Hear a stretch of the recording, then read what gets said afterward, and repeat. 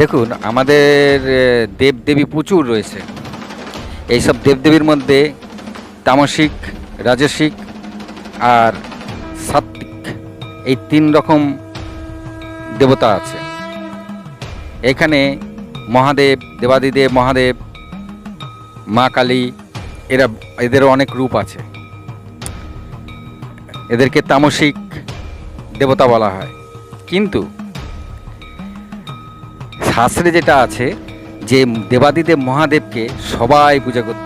দৈত্য, দানব, অসুর, মানুষ, দেবতারাও পূজা করত। কিন্তু রাক্ষস, দৈত্য, দানব এরা কিন্তু কখনো বিষ্ণুর পূজা করতো না।